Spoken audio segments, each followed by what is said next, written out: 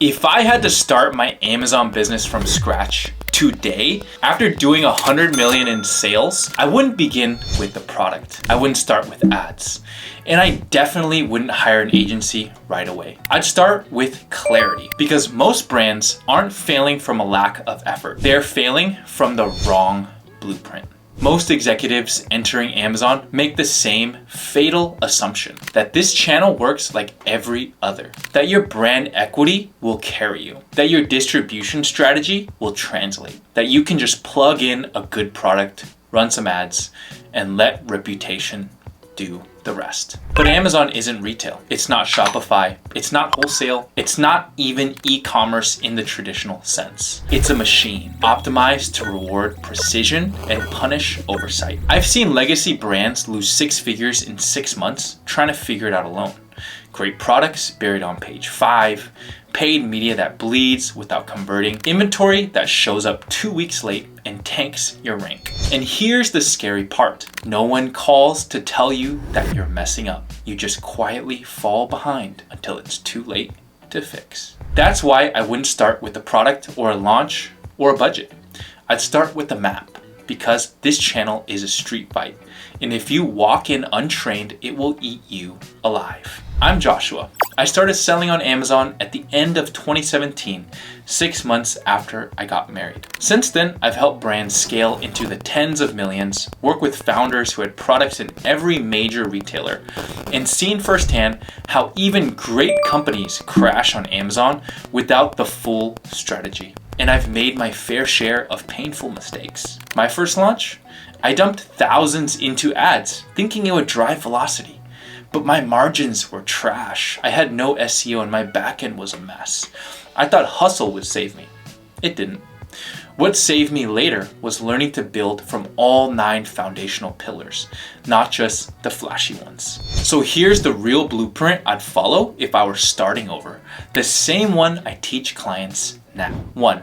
Financial strength. You'd be shocked how many executives walk into Amazon without knowing their true landed cost, break-even ACoS, or contribution margin. One friend built a $3 million business in under 2 years, but after all expenses, he was netting single digits. Is that success or just well-disguised burnout? On Amazon, it's death by 1,000 paper cuts. Storage fees, returns, overstock penalties, increasing PPC costs. If you don't have margin going in, you'll bleed trying to scale. Know your numbers. Refuse to launch until you have a real P&L model. Don't skip this step. 2. Data analysis. During my first product launch, I just didn't know which metrics mattered. It wasn't tracking click-through rate or conversion by keyword. I had no idea what tacos was or how to calculate it. And here's the thing, you can't make progress on anything you don't track. Now I know exactly which metrics mattered during launch and which ones to take priority post-launch. But back then, I was flying blind and I paid for it. Amazon gives you signals, not answers. So many brands run blind. They don't know their top clicked keywords or their true conversion rate by ad type. You should be checking SKU level performance on a weekly basis at a minimum, diagnosing what changed and responding. If I started over, I'd build my own dashboards from day one or work with someone who knows how to do it. Visibility isn't optional, it's survival. 3rd, demand generation. Here's what's changed. 5 years ago, you could launch with keywords alone. Today, that's not enough. If no one's searching for your brand, your product, or your problem, you're invisible. I'd build influence ahead of launch. Email waitlist, organic TikToks, influencer seeding. Amazon rewards relevance and conversion. Demand off platform feeds your rank on platform. 4, strategy. This is where most execs go wrong.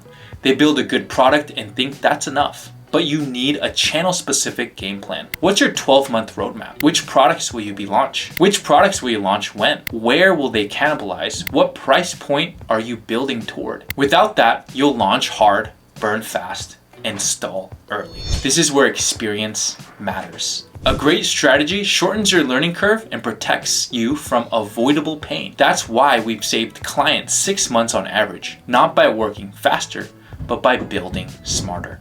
5, SEO. Amazon is still a search engine first. If you don't understand purchase intent keywords and how they drive rank, your beautifully branded listings won't matter. Use keyword tools, yes, but talk to customers too. What are they really searching? Build your title, bullets, and backend like your paycheck depends on it, because it does. 6. Inventory. If you've ever run out of stock during a product's rise, you know the pain. Lost rank, lost revenue, lost trust. I've seen brands forecast emotionally. We're gonna crush it, and get crushed instead. Forecast conservatively. Work with logistics partners you trust, and keep your inventory lean enough to pivot, but strong enough to surge. 7. Catalog. Your backend is your battlefield. Wrong UPCs, missing child ASINs, broken attributes. These things kill conversion, ads, and eligibility. You'd be shocked how many brands with 10 million plus in revenue still have backend errors. Fix it early. Audit regularly. Your catalog should be an asset, not a liability. Design. Design isn't fluff. It's the difference between maybe later and I need this now. Your images should answer objections. Your A+ content should deepen the brand story. Premium brand pages should convert scanners into believers. Don't over-design, over-communicate. 9. Advertising.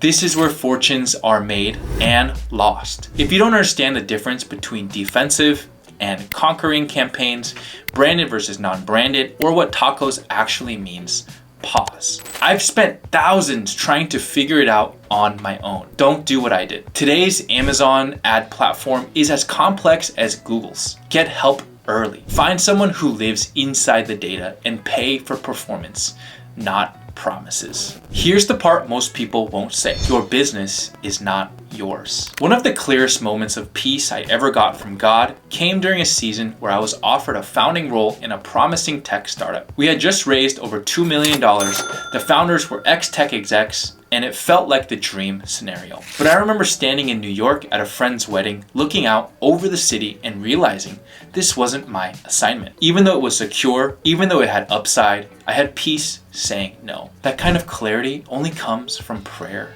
and trust. It's God's. And when I stopped trying to control every outcome and instead focused on obedience, everything changed. I used to think the goal was success. Now I know the goal is stewardship. If He's given you the opportunity, the idea, the people, your job is to be faithful with it, to build with excellence, not for applause, but for impact. If you're watching this and thinking, I don't have the bandwidth, I'm behind, I should have started years ago, stop. You're not too late. You're not too small, but you do need a better map. You're not competing against college kids anymore. You're competing with ex-Amazonians, funded operators, and agencies with war rooms. Half effort across 3 pillars won't get you there. But if you build slowly, strategically, and with help, you'll win longer, and you won't burn out doing it. So here's what I'd do if I started over. Know my profit model before touching a listing. Build dashboards to measure real performance. Generate pre-launch demand, not post-launch panic. Plan a 12-month channel strategy before running a single ad. Write search optimized listings that convert. Forecast inventory with discipline. Audit catalog health monthly. Design for conversion, not compliments. Treat ads like an accelerator, not a lifeline. If this helped you think differently about Amazon, subscribe. I don't make content for clicks. I make content for builders who want to do it the right way. And if that's you, we've got more coming. Let's build something that lasts.